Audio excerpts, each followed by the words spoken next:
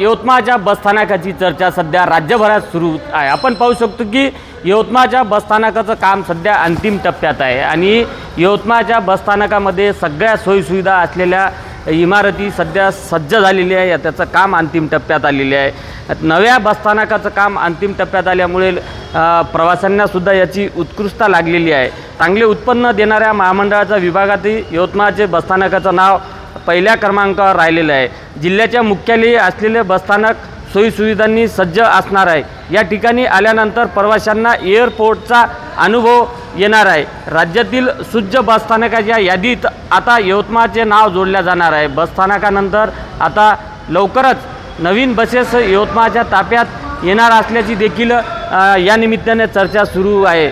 विशेष म्हणजे गेल्या अनेक वर्षांपासून यवतमाळ बसस्थानकाचं काम सुरू होतं। आता या बसस्थानकाचं काम अंतिम टप्प्यात आलेले आहे। त्यामुळे विमानतळाचं फील देणारा यवतमाळचं बसस्थानक असणार आहे, प्रवाशांना आकर्षित करणार आहे।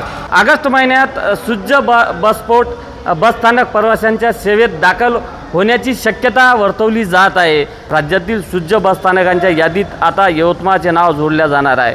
बसस्थानकावर आल्यानंतर नवीन या बसस्थानकाचं एक विमानतळाचं रील देणारे एक बसस्थान म्हणून दिसणार आहे। प्रवाशांच्या सेवेत लवकरच यवतमाळ येथील बसस्थानक सज्ज होणार आहेत। काही दिवसातच या बसस्थानकाचं उद्घाटन होणार आहे। काम देखील अंतिम टप्प्यात आलेलं आहे। संजय राठोड, साम टीव्ही न्यूज, यवतमाळ।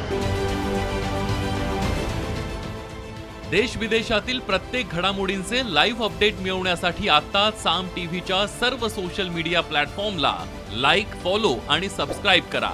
तसंच सर्व नोटिफिकेशनसाठी बेल आयकॉन प्रेस करायला विसरू नका।